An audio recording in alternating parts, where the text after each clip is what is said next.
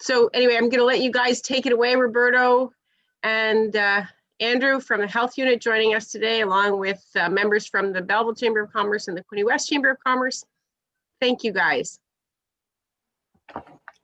Okay, so we thought it'd be a great opportunity to speak to the members of the both chambers, and we thank Jill and Suzanne for inviting us. I think everybody's heard by now that we're moving into gray lockdown measures starting Boxing Day, which is the 26th, and those measures will take effect throughout the entire province with a shorter expiry date for the northern part of the province, and in the southern part, these will continue on until January 23rd.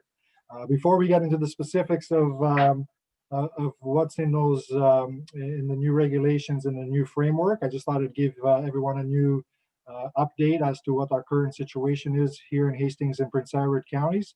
Some of the external indicators that you see on our website includes our case count, which is broken down by our weekly average. And right now we have 14.2 cases per 100,000 of the population. So we have been trending downwards in the last couple of weeks. We had spiked at 32 per 100,000, but we dropped down to the 20s and now we're at 14. Our positivity rate, all of those individuals who are going to get tested, 0.8% of those are testing positive, so less than 1%. Our active case count is 29 active cases. We have 12 in Quinte West, 4 in Belleville, 9 in Prince Edward County, and another 4 throughout Hastings County. We have currently 4 outbreaks listed on our website, some of which are public in terms of the business name, and 2 which will be removed later on today because there's been a period of 14 days where there's been no additional transmission in the workplace.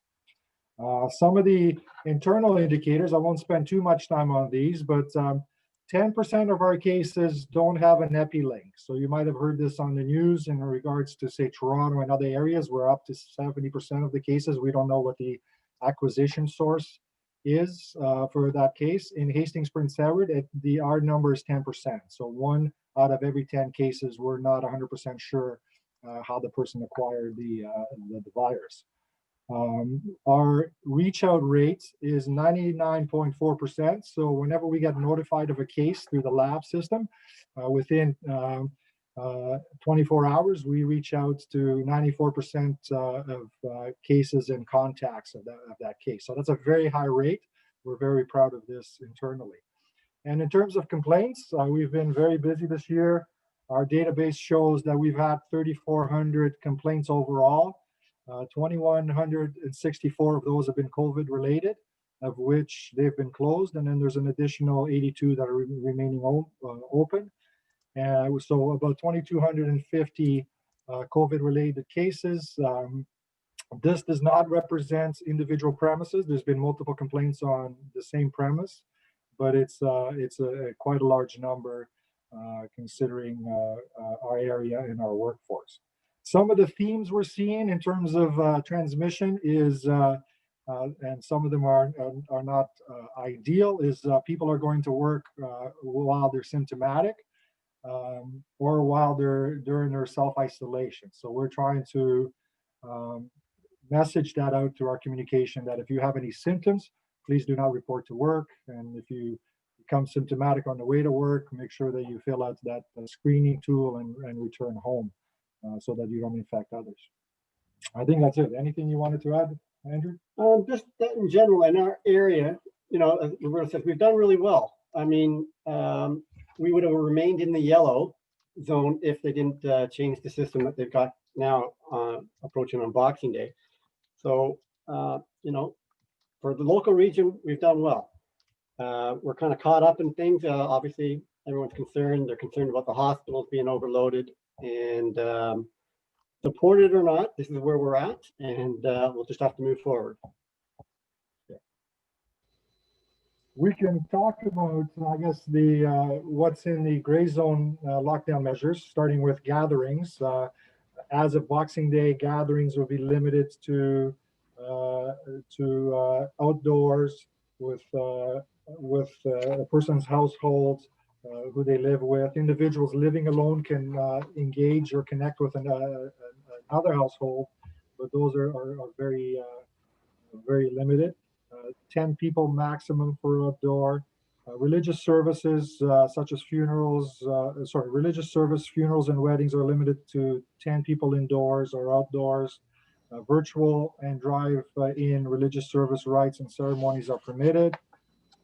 In terms of retail, we're going back to the system of essential versus non-essential. However, the essential category, I think, has been broadened and allows for more places to be open via curbside as well. In the retail places that are allowed to have indoor business taking place, like grocery stores and big box discount stores and convenience stores, there is some occupancy limits of 50 and 25%, which the government has put in place, and there is a method to calculate those in the regulation, and then as well it's outlined in the PowerPoint that the ministry has put out. So I think the breakdown is 50% in some places and 25% in others, and you take the total square footage of the building that the public has access to, and you divide by either 8 or 16 to get your number. Anything you wanted to add on retail? Nope, that little formula that Roberto referred to is in the handouts on that we'll be referring to a few times today. Yeah. So some of the places that are allowed to have 50% capacity include supermarkets, convenience stores, indoor farmers markets. Pharmacies are allowed to have 50% capacity.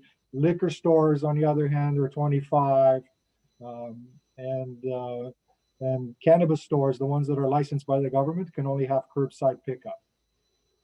The big box as well, the discount and big box retailers that sell groceries are limited to 25%. So your Walmarts, your Costco's, etc. Bars and restaurants, indoor and outdoor dining is prohibited at the restaurants. We're reverting back to the old system of takeout only, or drive-through or delivery. Nightclubs and adult entertainment strip clubs can operate, provided they're only providing food on a takeout basis. Sports and recreation, all indoor and outdoor sports and recreation facilities must close, with very few exceptions for professional sports. And outdoor amenities are allowed to continue to open, and there's a long list of these, some of which are not open this time of year, but some are. Tobogganing hills, for example, are allowed, and skating trails, but ski hills have been closed. Which makes me odd, but I think that's just in relation to that you actually can trace outbreaks back. I think they've had, across the country, they've had some problems at ski clubs, so this is the payback. And then the full closure list includes places like personal care services, like hair salons, nail salons, tattoo places, tanning, as well. Casinos, bingo halls, and gaming establishments must remain closed until January 23rd. Museums and cultural amenities must close, and no open houses for real estate transactions. However, you can have a showing of a property provided there's an appointment. What else is here? So I think what I'm going to do right now is put the document up, because you've referenced this document, which I know the chambers have made available to their members. And I'm just going to share it on the screen so that people can see the document that you're referring to. And maybe we can just quickly kind of go through the different sections of it so that people can find that information that they're looking for.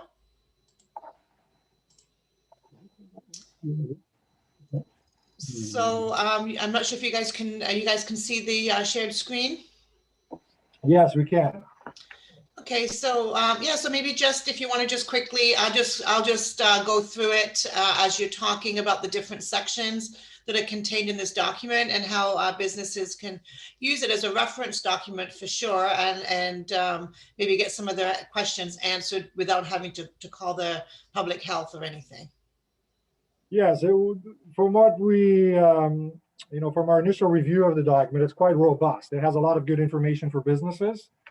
And this is a companion document with the regulations. Hopefully the contents of this document and the actual wording and the regulations are such that there's no confusion arising out of both. So we will refer to this document internally, our staff and Andrew and myself, and as well as the regulation when there's a question that comes up. The document, as you're showing the membership, starts off with general public health measures for those places that are allowed to remain open. So it includes things like physical distancing, masking, capacity limits, some of the things we already mentioned today. Just to say that those are in place to make sure that transmission risk is kept to a minimum. And then as you go on into the document, it's broken down by sector, and it provides additional information as to what applies to which sector. So events and gatherings, post-secondary education, weddings, as you can see on the screen, schools, childcare.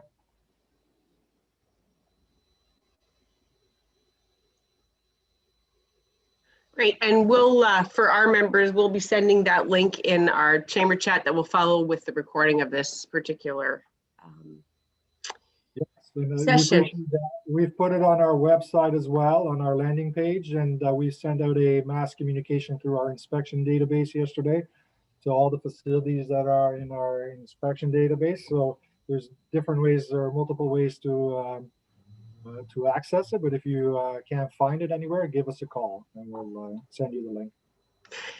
So we do have a couple of questions that have come in. So if a retailer carries 99% packaged food items, sauces, spices, prepared cooking ingredients, would they be considered a grocery store and be allowed to stay open? Great question. So those are a lot of those questions are probably going to come rolling in. I think at this point in time, I would consider them a food establishment that can stay open. Yeah. Very good.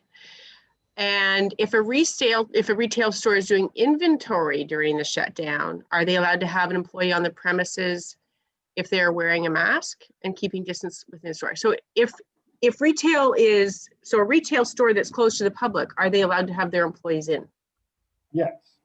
Yes, this lockdown doesn't impinge or prohibit business activities, even if a place is closed for the public. So retail places, for example, who are doing curbside, obviously they need a back of the house operation to sustain that curbside, and that's allowed. If a place is 100% closed, but there's business functions that must be carried on during the lockdown, then that's allowed as well. And I suppose that's the difference between this time and last time. We've been able to figure out how to manage some of that internal distancing, masking, sanitizing piece, and we're pretty adept and pretty practiced at that now. So that gives us this capacity to have operations running behind a closed door. Is that correct? Yes, I totally agree. Like when back in the spring and early summer, we were sort of flying a little bit in the dark, but we fine-tune our prevention measures, and you'll see these restrictions. The government is calling it stage 1 kind of, but when I look at the mix of restrictions and what's allowed, it's more of a mix of stage 1 and stage 2. The initial stage 1 we had in the spring was much more restrictive. There wasn't a lot of curbside activity that was allowed, and that started to open up, I think, in May and June. And so this is a bit more permissive, even though some businesses may be more negatively impacted than they wish they were. But this is a mix of 1 and 2. So you're correct in that statement. Yeah, I noticed too on page 24 of the document that we just showed everybody, talking about under the general section, there was a note there to employers basically saying that remote work should happen in all industries to the greatest extent possible. It didn't say it must happen, it said it should happen. And then underneath that, it said that employers should enable and support workers to work remotely and accommodate household needs related to virtual education and dependent care. So it sounds to me, in my interpretation of that, that there's a little bit of room there for people to be able to still go into work if they can, if it's not open to the public, if they can, if they're the only one in the building, let's say, or if they're able to go in safely and mask up and distance themselves from others. There is the ability that employers could still have some of their staff working from the location. Yes, and that's a very good point that you raise. Definitely, we're encouraging all workplaces and organizations, if they can allow their staff to work remotely, that's great. But if there's functions that need to be carried out within the bricks and mortars of the operation, then I think it's still a safe option, because we have, as I mentioned, a very low prevalence rates. And as Jill mentioned, we have all these measures that we've practiced and fine-tuned since the spring, such as masking, screening of employees. So I think both would apply, in my opinion. What do you think? Yep, as long as people maintain those safety measures, they wear their masks, they keep apart, we won't have an issue. So to that point about masks, if you are close to the public and you can physically distance in the workspace, are masks still required or only in public spaces? So there's two different schemes at play, and for the most part, they work well together. The Occupational Health and Safety Act. So if there's a place that's totally closed, for example, but there's someone who's in there doing inventory, like you said, and they can physically distance, they don't have to wear a mask. If the Ministry of Labor gets a complaint about that, however, and they come in and they notice that people are not, physically distancing all the time, then they will insist that masking be started. On the flip side, if you have a business that is offering curbside and there's a complaint to the health unit or to the Ministry of Labor, we will apply the regulation as it pertains to the public facing part of the business, and we will work with MOL on the back end. So the masking requirements might apply in the public facing part, depending on the circumstance. Does that make sense? Yeah, very good. And Yeah, so, so I was going to say, so it sounds to me that if you're in a work area or a workplace, obviously the employer should encourage as many people to work remotely as possible. Of course, because of the part of the area that we live in, and because we have a lot of people that live in rural parts of our community where internet continues to be a struggle, if they need to come into work to do part of their job and use the internet at their workplace as an example, or access the computer or the files, if they can do that in their own office or safely distanced from other workers, they would not have to wear a mask. But if they were to go into a common area within that business, such as a lunchroom or maybe a photocopy area, they should then mask up to make sure that they're protecting their coworkers from themselves. Yes, and I'm very happy that you mentioned lunchrooms, because a few of the outbreaks we've had here, there's some that have been made public, some which we've made reference to, but we haven't named the business. But lunchrooms have actually come up as one common denominator of where we think transmission has occurred, because I think people let their guard down. So they're working out on the floor or in some part of the business, and then they come to the lunchroom and they take their mask off to eat and drink, but they're not keeping proper distancing between themselves and the other staff. So we've found that lunchrooms, I'm glad you mentioned that, have been what we think has been driving some of the workplace transmission. And similar to that, I'd just like to mention that another weakness that has come up in some of our investigation is meetings. Everyone adheres to the rules and does a great job for the most part, and then they have to have a staff meeting, a quick chat about something, and they crowd too many people in too small a room. And that, we feel has definitely been a strong factor in some of our outbreaks. Yeah, that was one of the major drivers in one of the outbreaks we saw in our area, where a pre-shift meeting that had too many people in one room. well, that's really good to understand, because I think what we're hearing, you asked me before we started, what's the perception or the feeling from the business community, especially the small business community. And the dilemma for small retailers is really the idea that we aren't seeing that transmission in that space. So, when Walmart gets to stay open, even at 25% capacity, a clothing store downtown can't. And there's even restaurants, for all that they're doing, the in dining, That's not seeming to be where we're finding it. So that's not the unsafe place. It's those random gatherings that aren't following the rules around spacing, and the spacing piece is the issue. Theoretically, transmission can take place in those places because they might be smaller than, say, a Walmart, but a lot of it comes down to how the business is operating and what measures they have in place. As I mentioned before we got started, we have a list of exposures on our database, places that we flag as potentially someone acquiring the virus or passing it on to other people. And we have a number of households, residences. We have a number of businesses. I couldn't, prior to our meeting, I couldn't recall of, say, a restaurant where we have flagged in there, or a small retail establishment, but theoretically transmission can still take place in those if people are having lunch too close to each other or having meetings in a small space, but we haven't, I can't say we've seen that here.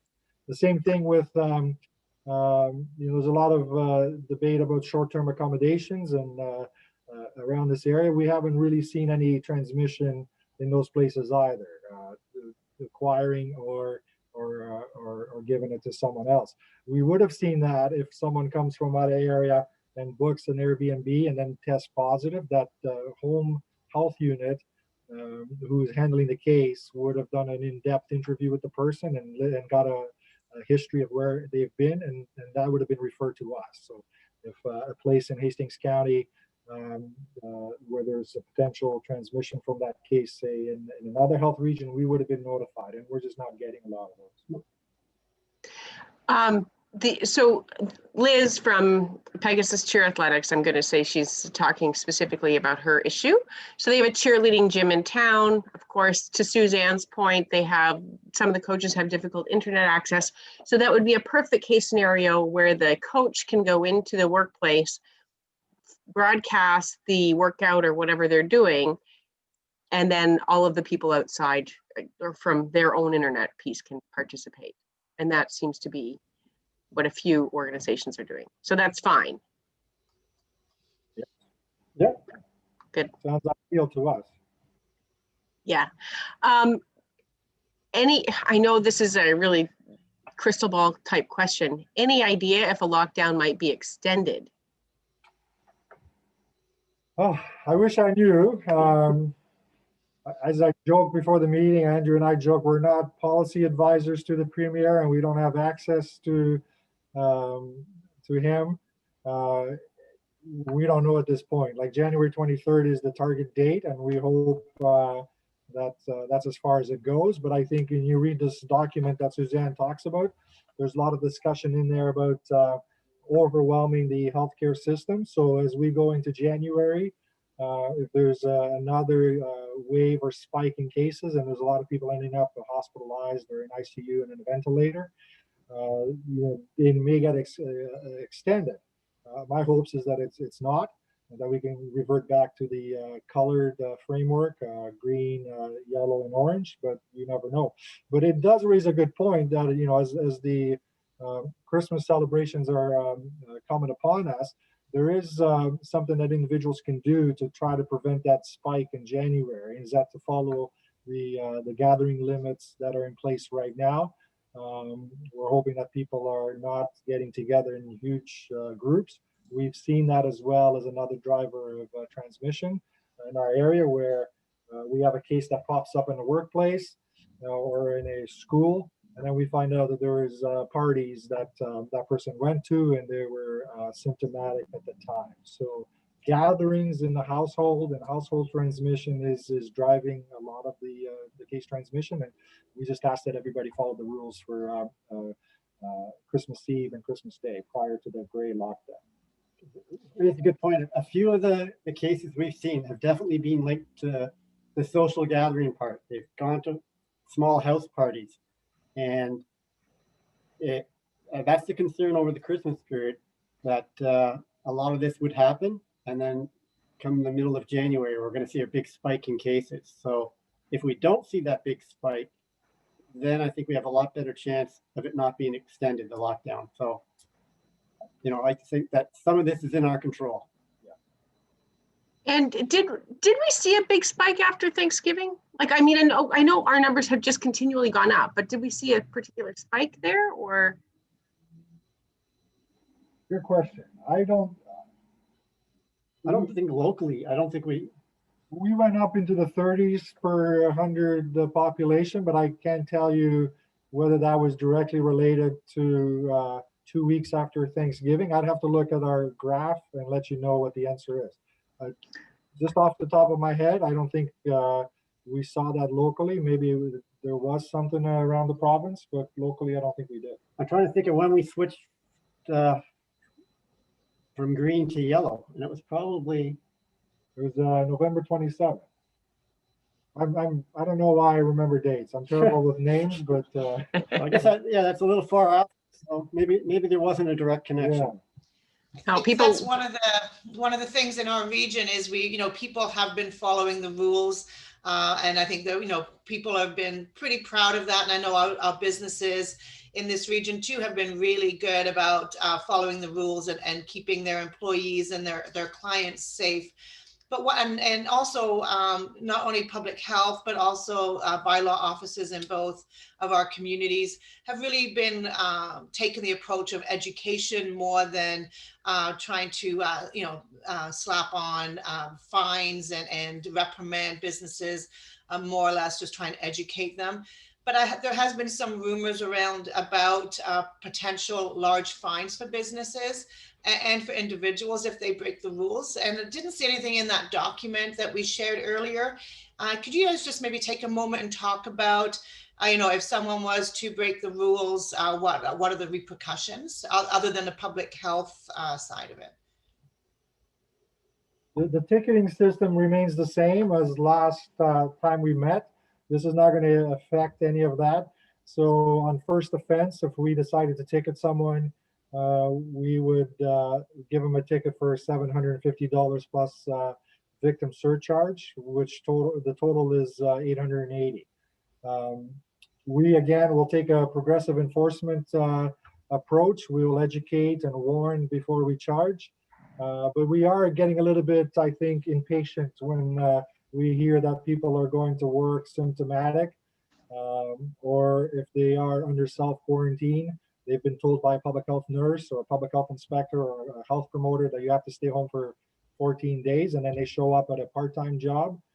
We are getting impatient with that. So if we find out that that's happening, we probably will fast forward to a ticket. And that was why you brought in that new rule, I think about a week and a half ago, that employers had to add that question under, I think it was section 22. They had to ask that question of their on their daily screening of their employees. Have you been ordered to self-isolate? Yeah. With a section 22 order, the fine structure is a little different. I think you can get fined up to $5,000 on disobeying one of those. So it's a different setup. But again, our focus is never to go right to the fines. We're not overly interested in the ticket part unless we're not, getting any compliance. It's education. Kind of in line with this, we've got a plan coming up for in the middle of January. We're going to have, for lack of a better phrase, an enforcement blitz. We've got the provinces chipped in. Quite a few industries have gotten together. So the Ministry of Labor, Ministry Finance, Maybe environment.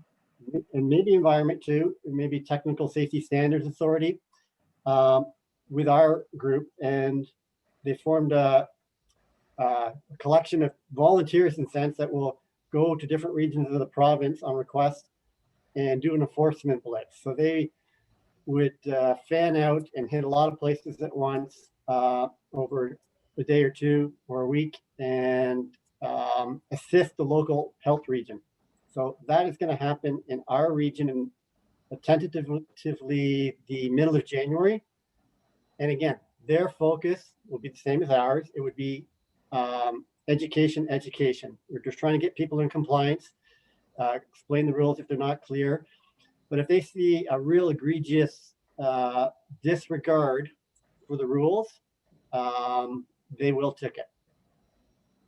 So if we're in lockdown and we have no, I mean, is that, so what's really going to be looked at if that's the issue? If someone's coming in mid-January, because we don't expect, I mean, we could be hopeful, but we don't really expect to be out of lockdown at that point, do we?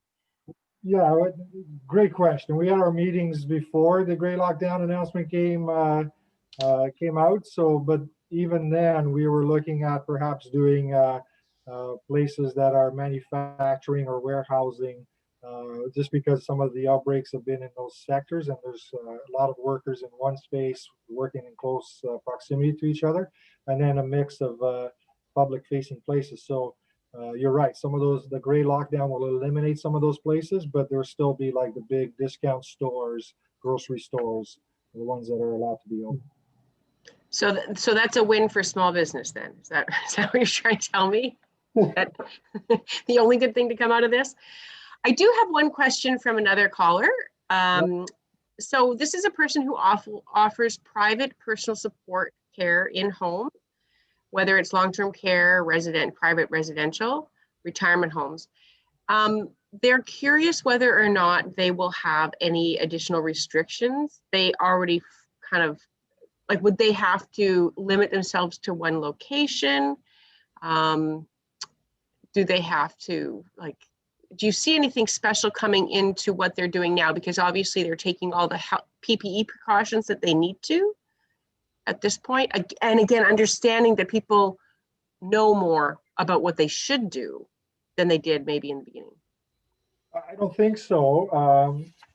There is one regulation already in place that's been in place since May, which deals with long-term care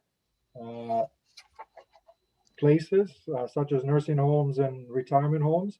And that regulation forces workers, employees of one of those homes to declare for one place or another, so that you don't have the same employee going into Hastings Manor versus, say, another nursing home in our area. Same thing with retirement homes. That's been in place since May, and these measures or this announcement doesn't change that or make it more stringent. Okay, so that would mean that if they are offering care in homes, they can still move from home to home, private residences, but they could not move from a private residence to a long-term care facility? It depends if they're an employee of one of the nursing. It gets a little bit complicated. I would say this doesn't change those rules. So that individual, if they're a freelancer, self-employed, they can continue operating as they are. But if they took a job at Hastings Manor during this lockdown or since May, they would have to declare to Hastings Manor and work exclusively at the Hastings Manor. Yeah, because Okay. my understanding too is that, like I know the patient transfer businesses, they're still able to go from location to location to move patients because they don't actually work for one of the long-term care homes. They're just coming, they're actually contracted by the resident to come and move them to take them to a doctor's appointment or something like that. So. Yeah, in home care, there's a mix of government-funded care through the LIN or the old LIN that you used to know. But there's also private care where people pay out of pocket for PSW and nursing help to complement the publicly funded the care levels. So there's a mix out there, and it sounds like this individual might be a self-employed care worker. Yeah, she's not funded by the government. She is paid for by the clients. Another thing that's different during this lockdown than what we had in the spring is that a lot of those medical care businesses are still open. Like I know personal care such as day spas and hairdressers and things like that are closed, but my understanding is that dental offices, massage therapists, chiropractors, people that provide a health service are still allowed to fully operate with the same restrictions they had before, with having to have masks on and things like that. Yes, in Ontario, we have what's called the Regulated Professionals Act, and all the colleges that you hear about, the Doctors College, the Dietitians College, the College of something else, chiropractors.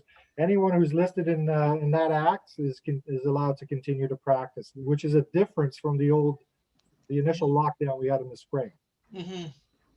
Yeah, no, that's great, because I know a lot of them got a real backlog of their clients last time who needed those therapies and those services, and so that's great news. And like Jill talked about earlier, everyone's better informed and has got all those protocols in place now, whereas in the spring we just nobody had anything ready to go. So I think we're bringing all that knowledge and expertise into this second lockdown with us, right?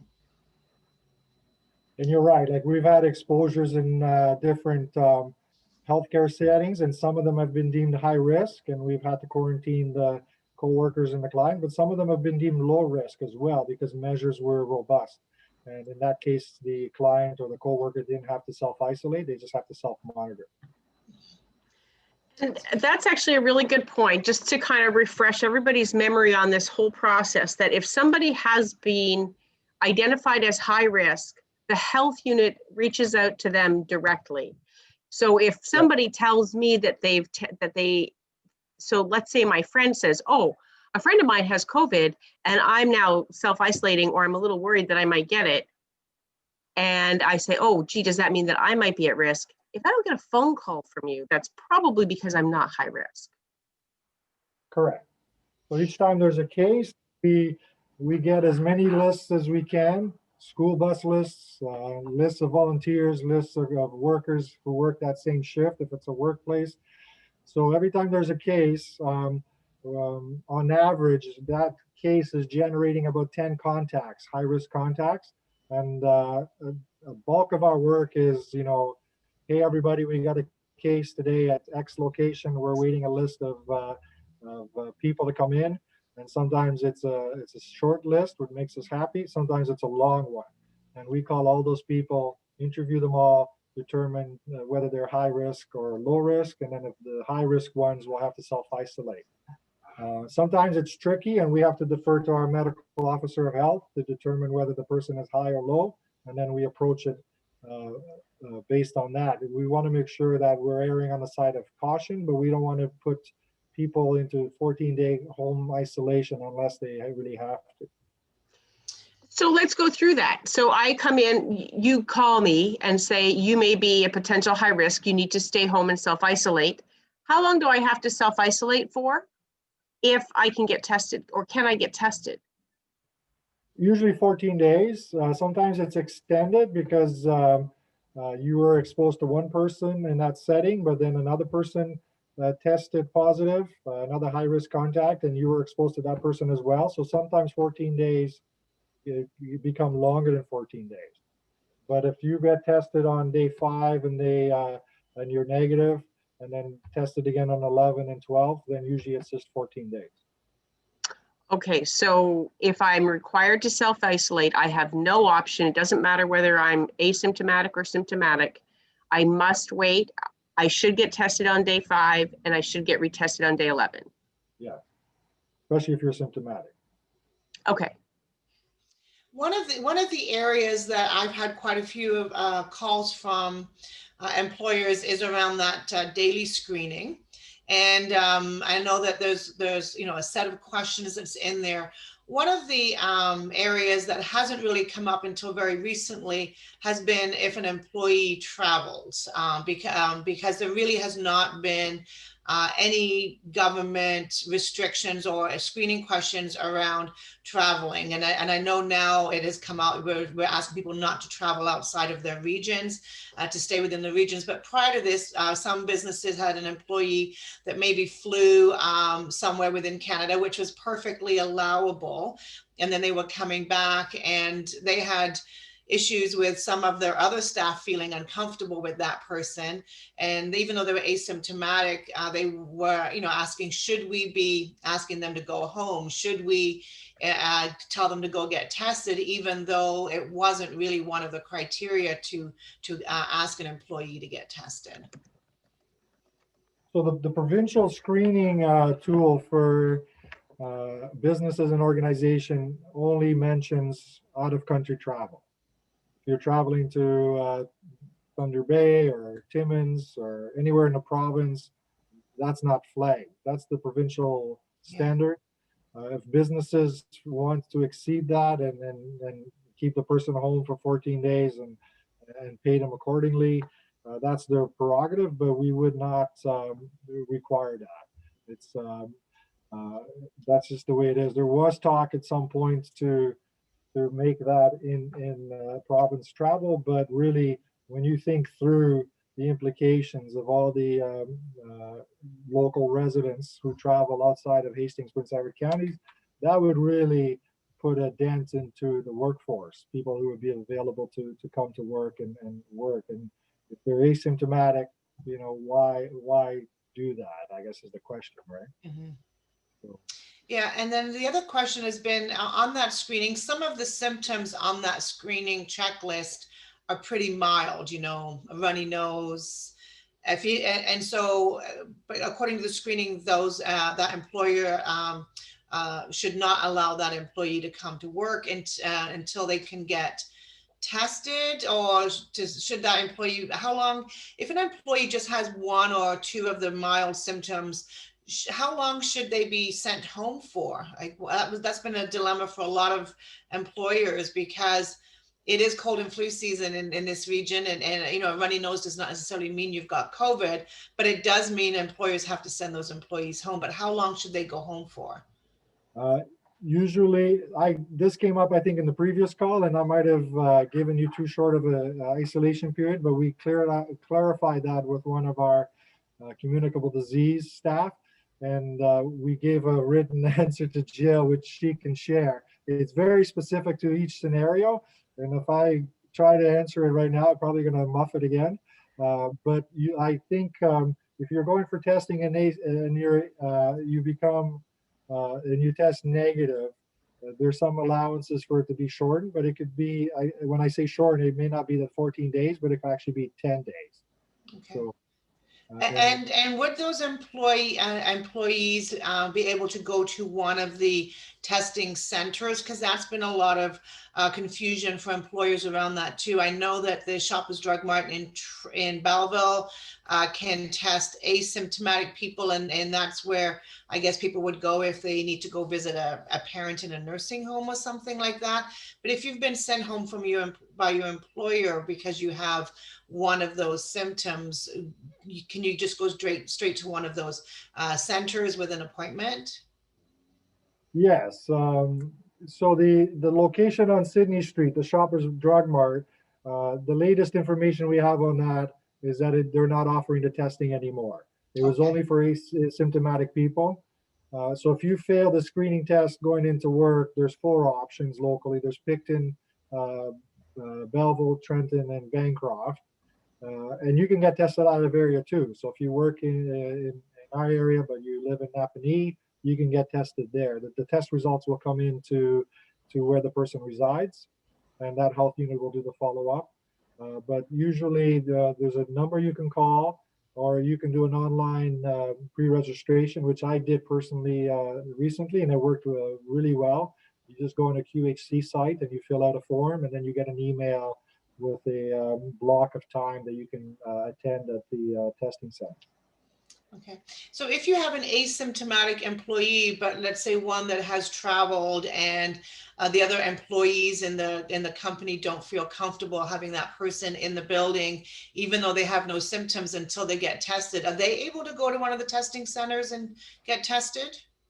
No, you have to be symptomatic. So you have to be symptomatic to go to those centers.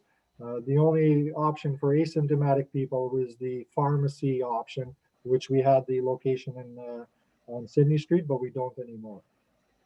So really right now, unless you have an employee that's symptomatic, the option is to either have them still continue to come to work, but perhaps take extra measures around that person if you feel like the other employees are not comfortable with the fact that they've traveled, or they could go home and and self-isolate for, let's say, 10 days or whatever that would be if they don't have any symptoms and they have not had any known contact, just to make sure that the other staff are comfortable? Yeah, well, there's travel and there's travel. Like if you travel to Peterborough to do some shopping or whatever, or if you go to Toronto, I think there's a difference there in zones. If the person is asymptomatic and they're doing all the right things in the workplace, like masking and distancing, they're they're monitoring their symptoms because they were away from our local area. I think that presents, generally speaking, a low risk. But if they start getting symptoms, then that's when they have to tell their employer, I'm not feeling well. I think I should go for testing. And the testing can be arranged because they're symptomatic. Okay. One other question, and maybe this is a little more delving into the whole healthcare service piece. Healthcare providers that offer services such as restorative yoga and reflexology, do they fall under that regulated list of practitioners? And is there a spot? I've referred them back to the document. I don't know if there's a full list in that long document, but is there a list of that regulated list of practitioners? Not in this document, no. And I've looked at that list before, and I can't recall if they're on that list. I don't think they are. So Okay. really, we're talking regulated professions that have a professional body that oversees them, is what it sounded like. Yes.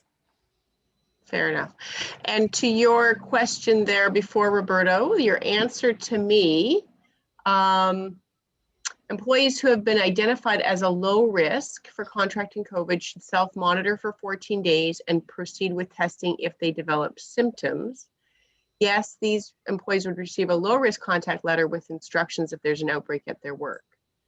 Yes, we do that as well. So in a situation like a large workplace where you have multiple production lines, or you have different components of that, some areas that are available to the public, some are back of the house, like an order filling section.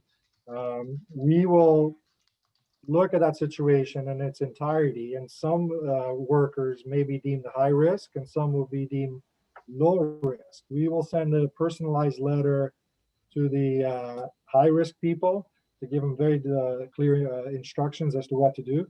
The rest of the workforce, the low risk individuals, will get a form letter that we send to the employer, who we then ask to distribute internally. So that's usually how it works. And the low risk letter gives instructions as to what to do to self-monitor and to go get tested. So some people in our area might have received one of those low risk letters associated with a known outbreak in a business. Okay.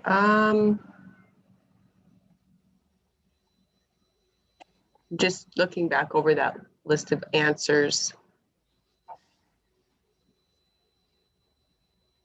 I think the big question was if they had kind of a COVID-like symptom, but not a lot of them, or maybe just a runny nose or a sore throat. If an employee is symptomatic, has no known exposure, and is tested and receives a negative COVID-10 test result, they may return to work when their symptoms are improving for 24 hours. So if you feel the onset of a cold, you go get tested, because obviously you can qualify as symptomatic and you can get the test that way, but then it comes back negative. You say, oh, maybe it is just a cold. This is where you and I met with Lindsay on the phone, our communicable disease inspector, and there was very detailed. It's very scenario specific, so I'm kind of unsure whether to answer that directly, but I can forward you the email again, and we can send it out to the membership. It's very specific. It's Oh, that was the answer. That was the answer. Yeah. Oh, Yeah, and if you could send that document, because Sure. I think that would be a great reference for our employers who are, dealing with this on almost a daily basis. They have somebody and they're just, a different symptom, and you know, and I know that they're being asked, even if it's a very mild symptom, to send that person home. So I think having this reference so they can pass on the information to their employees as needed would be a great tool for them. So I might even just send the color-coded one that I got back, the email out, because it shows kind of my question and then your answer, and then in red, the things that are really important. Yeah. I remember that one quite well. And I think, you know, one thing we should ask about too is I know that the Hastings Prince Edward Public Health has had a hotline for people to call with questions throughout all this. And as we're heading into the holiday season, and then also, you know, into the lockdown, which starts on the 26th, is that hotline still going to be available to businesses and individuals throughout January? It is, but in a different way, because we are very busy with contact tracing and case management. If anybody wants to reach us regarding the lockdown and all that, it's best that you ask for the Healthy Environments Department, extension 677. Our previous intake line is mostly handling calls now from people that are in self-isolation who need to speak to one of our staff. But if you, and there's also a form on our landing page on our website. If you're a business, you can click on that link, and there's you can submit an email question, and then that gets forwarded to the local health inspector for that area. I can comment, working with the support staff that are fielding a lot of these calls, that if people can use some restraint, if your call is mainly to complain, voice your own opinion on the matters of the province, that's all well and good. But if you could save those till maybe perhaps into January, we'd appreciate it. We're quite willing to help out with any questions, you know, interpretation of the legislation or the new rules, and work with you. But sometimes, you know, a half-hour rant, we just don't have the time right now. Call Top Smith on those.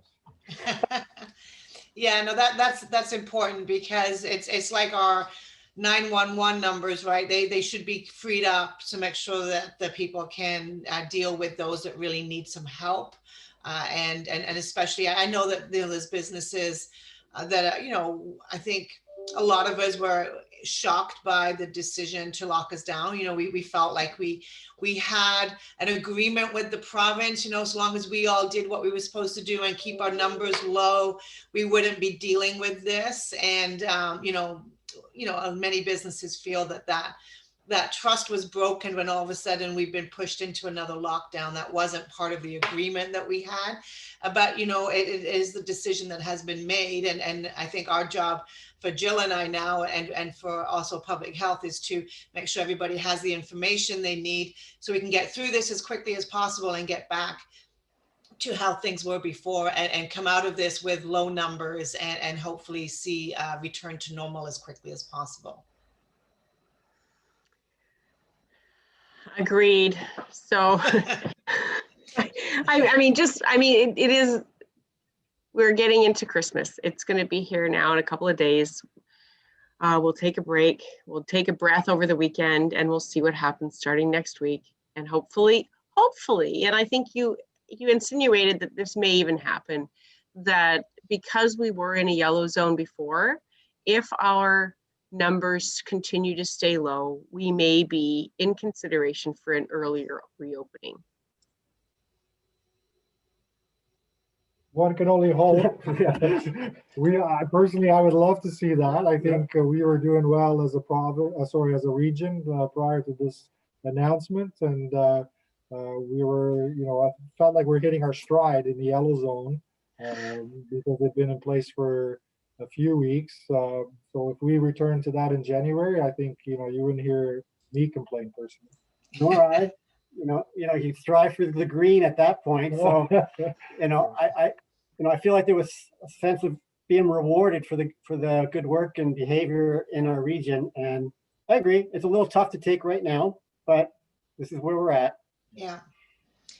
Well, I mean, I think you've answered all of the questions that our members that have joined us today. I think Jill and I have added some of the other questions that we've been hearing, throughout the last few days since the announcement.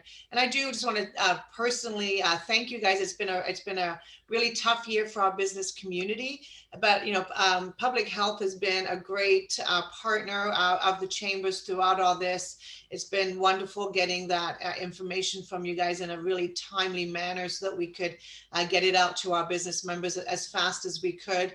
And just that hotline and being so available to answer questions has really been a wonderful support that everybody needed this year. So thank you very much. Thank you. Thank you for saying that. Yeah, and I will also thank you for once we got that initial conversation in July started, you guys have been super helpful and making yourselves available. I mean, these are our sellout conversations almost every single time. And so thank you. So we look forward to doing another one with you guys, maybe sometime in January as we work our way through this next round of lockdowns. And I think that's it. So I would like to just, again, wish you a Merry Christmas and hopefully a very short end or a very quick end to this pandemic in 2021 for all of us, and especially you guys and the team that you have at Public Health. I know you've all been working well over time over the last few months. So thank you very much. Thank you. Thanks everyone for coming. Well, have a great Christmas. Bye-bye.